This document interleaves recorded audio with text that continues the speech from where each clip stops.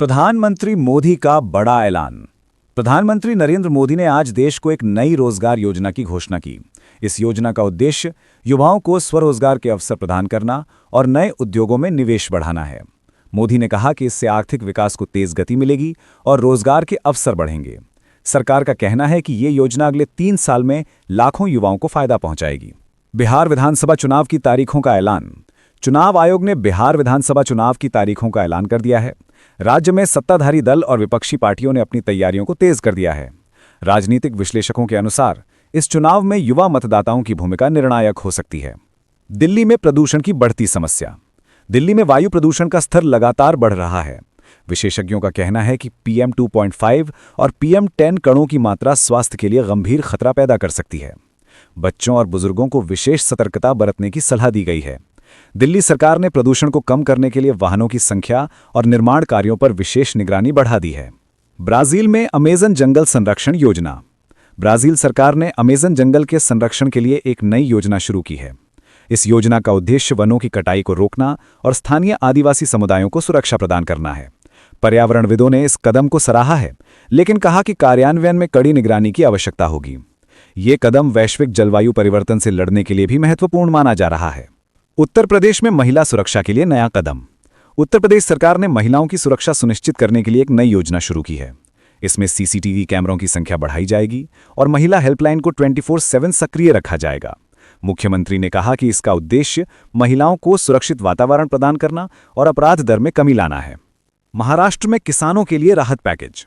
महाराष्ट्र सरकार ने सूखा प्रभावित किसानों के लिए 5,000 करोड़ रुपए का राहत पैकेज घोषित किया है। इस पैकेज में कर्ज माफी, बीज और खाद की सुविधा और सिंचाई परियोजनाओं को शामिल किया गया है।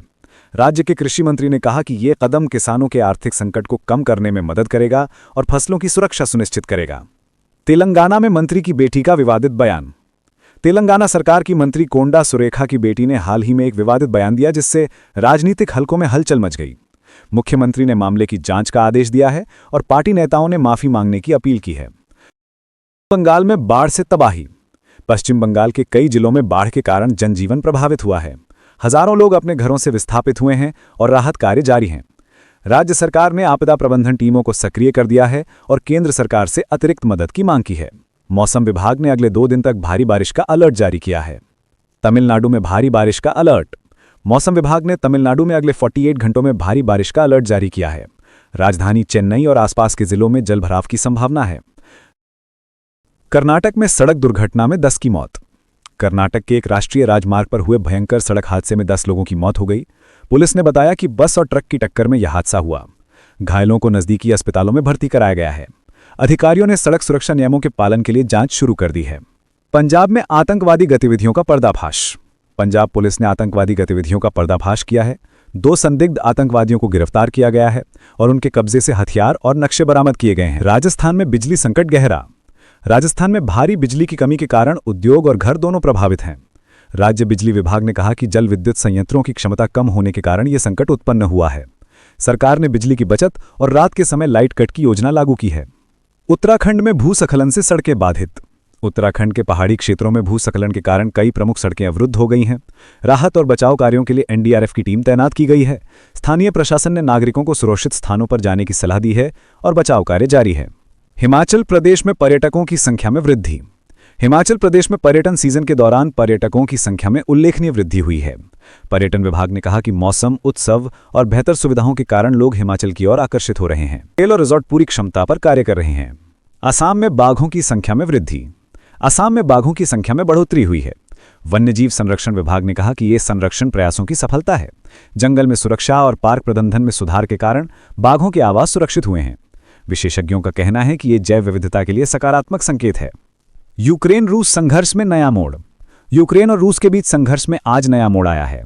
यूक्रेन ने सीमावर्ती क्षेत्रों में नई रणनीतिक तैयारी की सूचना दी है। अंतर्राष्ट्रीय समुदाय ने दोनों पक्षों से शांति वार्ता की अपील की है। विशेषज्ञों का कहना है कि यह कदम संघर्ष को कम करने की दिशा में सकारात्मक हो सकता है, लेकिन स्थिति अभी भी अस्थिर बनी हुई है। यूक्रेन के राष्ट्रपति ने कहा कि नागरिकों की सुरक्षा प्राथमिकता है। केरल में स्वास्थ्य सेवाओं में सुधार। केरल सरकार ने स्वास्थ्य सेवाओं में सुधार के लिए नई योजनाओं की शुरुआत की है। इसमें ग्रामीण क्षेत्रों में अस्पतालों का विस्तार, मोबाइल स्वास्थ्य सेवाएं और नए स्वास्थ्य केंद्र शामिल हैं। मुख्यमंत्री ने कहा कि राज्य का लक्ष्य प्रत्येक नागरिक को गुणवत्तापूर्ण स्वास्थ्य सेवा प्रदान करना है। गोवा में पर्यटन उद्योग को बढ़ावा। गोवा सरकार ने पर्यटन उद्योग को बढ़ावा देने के लिए नई योजनाओं की घोषणा की है।